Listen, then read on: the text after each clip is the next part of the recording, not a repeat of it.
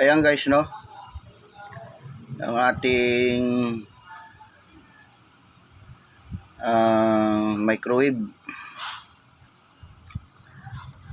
Ang isa sa mga naka-stack dito, no.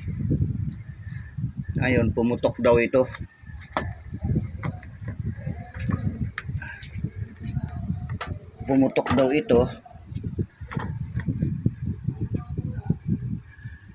Hindi natin alam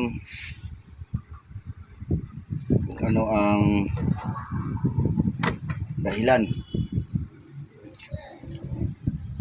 O di naman overuse to kasi may timer naman.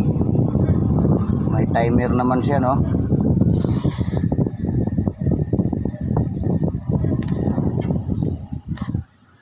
Kaya lang, ayan nga. Ito kasi guys, pag sinaksak mo, pag naka-unplug na, naka-ano na siya, nakasaksak na, kasi naka-plug in siya, automatic may ilaw dapat yan, yung gilid na ito. Kaya lang wala guys, no. Ngayon yan ang ating subukang, yan natin subukan na bubuksan kung ano ang magiging problema. Thermal fuse lang din naman ito.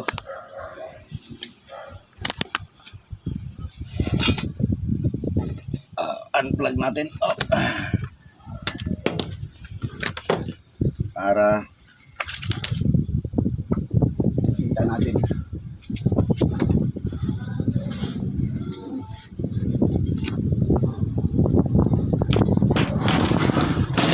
Nasaan yung kanyang connection.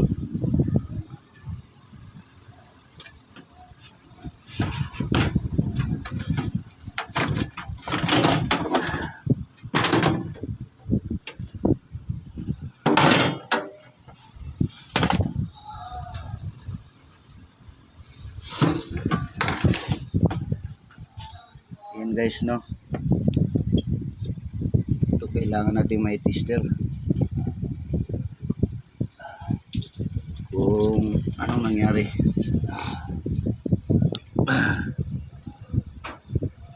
Kasi may kapasitor siya. Ang kapasitor nito ay kasing laki ng washing machine guys, no. Hindi lang natin alam kung magparehas silang ng microfarad. Yun lang ang ating ano ngayon.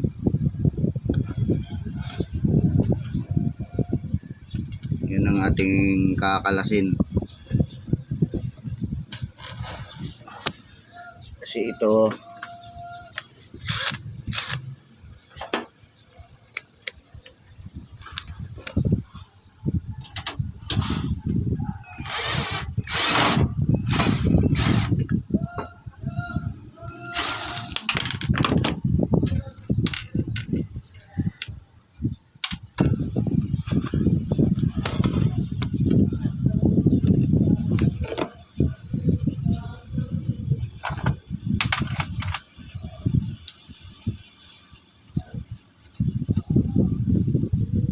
kasi may ano din to, bukod sa kapasitor may thermal fuse din ito.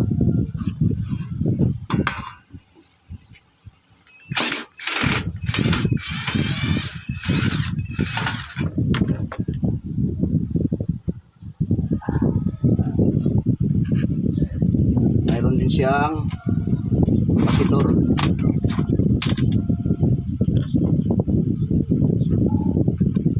Para malaman natin kung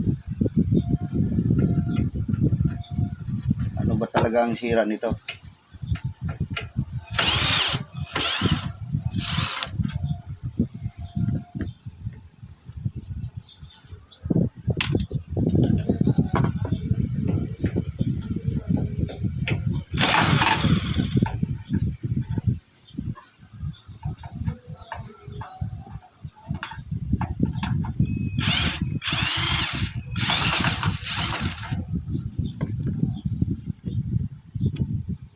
Yan guys, no, para malaman naman natin. Tester natin ang mga laman loob nito. Kasi hindi raw siya uminit.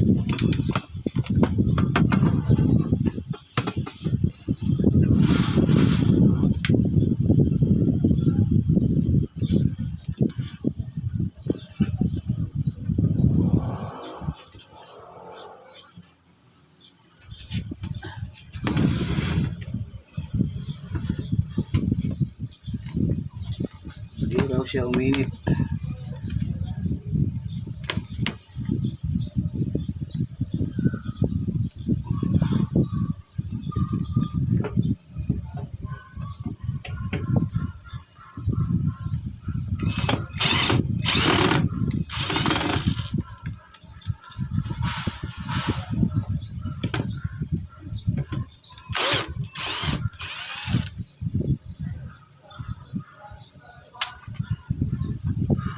Ano ang sanhi ng kanyang problema?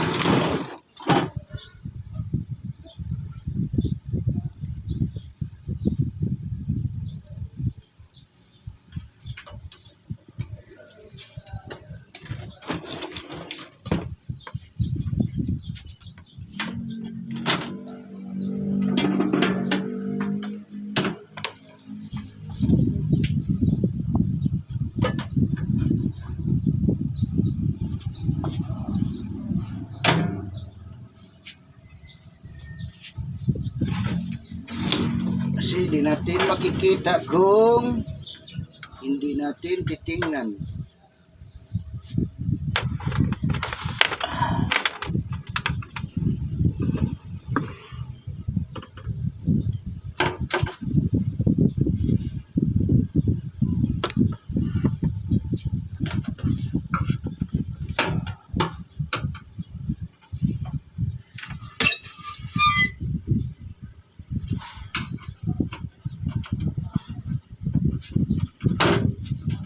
Yan guys, no?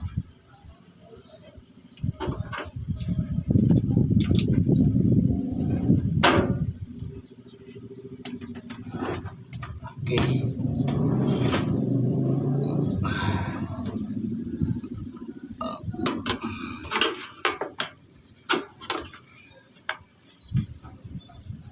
Ano ang kaniyang problem?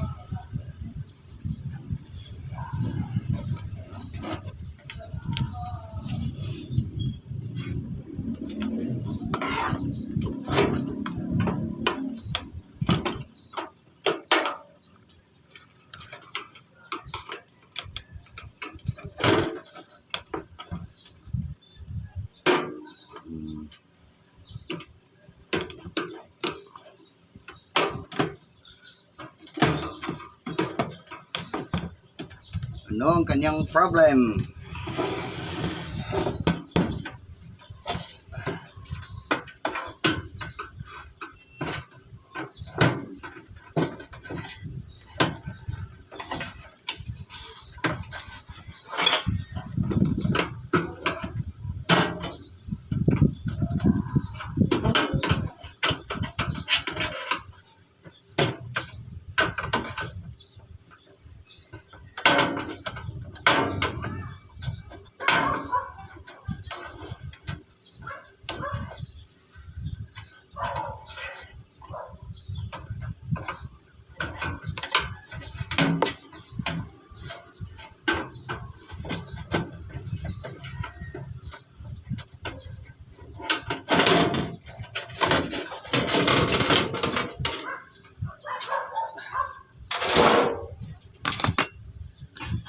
Ayan guys, no? Ito ang kanyang loob. Ito ang loob ng kanyang microwave. Ito po yung sinabi natin guys na thermostat, no? Ito thermostat. Okay. Ito naman ang ating blower. Ito ang ating fuse. Ito ang ating mini fan. Ayan. Kapasitor niya guys, ang laki no. Malaki yung kapasitor niya. Yan ang laman niya. So, titester natin sa continuity kung ano ang kanyang sanhi. Yan ang laman guys. Yan ang laman niya. Ayan. Yan. Ito yung fuse. Kita natin yung fuse niya. I-tester din natin yan. Kasi yan ang pinaka-circuit niya.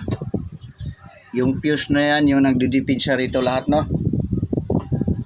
Yan.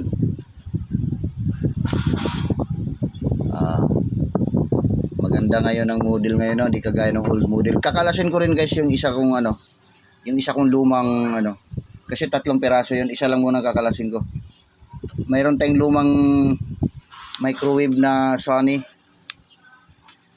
at saka yung Sanyo na galing sa mga ibang bansa pa yun, galing Saudi rin pati yun. Yan lang ang itsura niya. I-tester natin kung okay. Yan ang i-tester natin kung okay.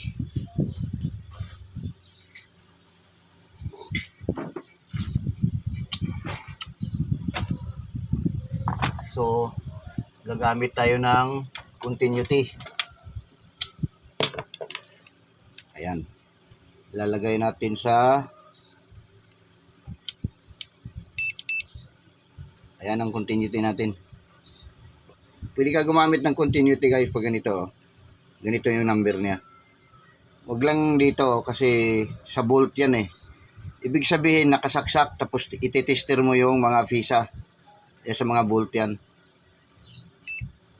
Ito naman sa ohms, mga transistor, diode. Ito naman sa lahat ng kapasitor.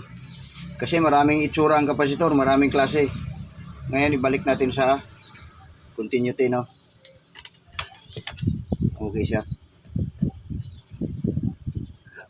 Unahin natin guys yung fuse, no. Yung fuse yung unahin natin.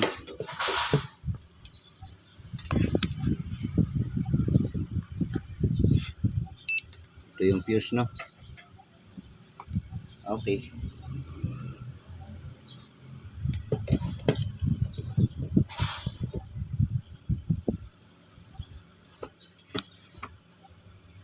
Unahin natin yung fuse.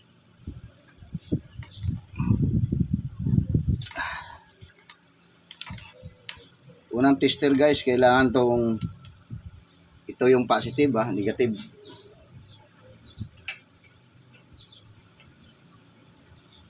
Okay guys, no.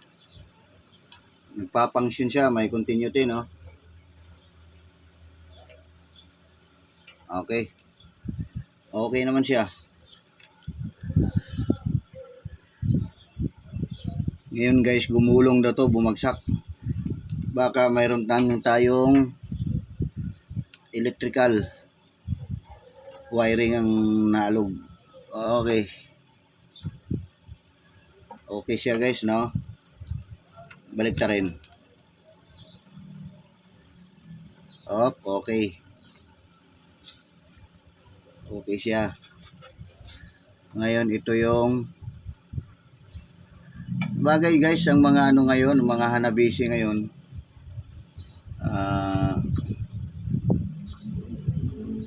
Ito na yung sinasabi ko guys, no. Yung thermostat. Yung nagko-control natin sa init. Isa din siya sa nagko-control dito, no. Sa may pindutan dito, no. Ito din yun. Tapos ang laki ng transformer niya, no.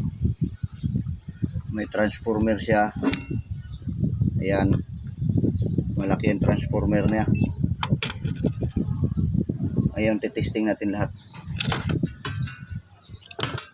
Kung okay yung may continuity yung mga connection niya, no. Ito thermostat.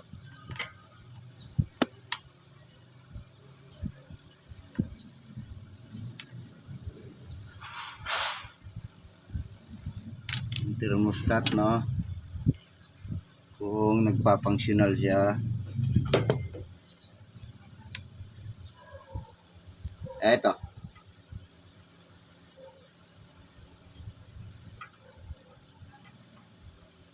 Okay siya guys, no? Hindi magpa-function yan kasi hindi naman nato nakasaksak. Hindi naman kasi volt yung tinitester natin, continuity.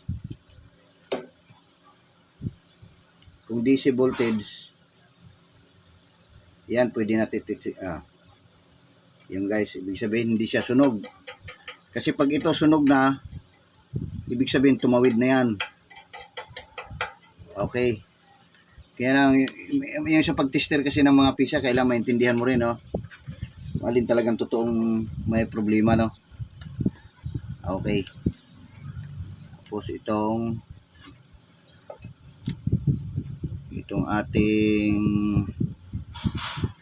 microwave. Ito yung pinaka-heater natin, no? Yung pinaka-heater natin.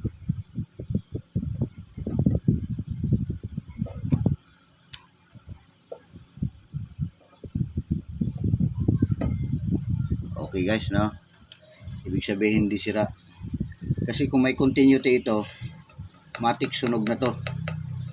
Ibig sabihin karugtong na siya, na hindi naman naka-on, sunog na siya. Ngayon, tinister natin walang continuity. Ibig sabihin okay. Kasi bumagsak daw ito sa patungan, no? Yun lang muna guys, no? Maya-maya na lang yung ano. Nahirapan ako, walang taga-video. Yun lang ang laman ng loob niya guys, no? Ayan siya. Ito yung transformer niya, no? Ayan ang transformer niya, high voltage danger, no? Laki ng transformer niya guys. Ayan. So ito kasi package to, galing yung kamag-anak ng misis ko na nasa London. Ito mga package ito. Titester ko muna guys. Hindi kasi yung video ko kasi hindi kaya ng cellphone ko na mahabang mababang nilalang lang po yung cellphone ko guys, no? Kaya ayun, ititester muna natin ng maigi. Titester ko rin, ipapakita ko rin mamaya kung ano talaga yung sira, no? Para makita natin ba't ayaw niyang gumana. Okay, magtitester muna tayo guys.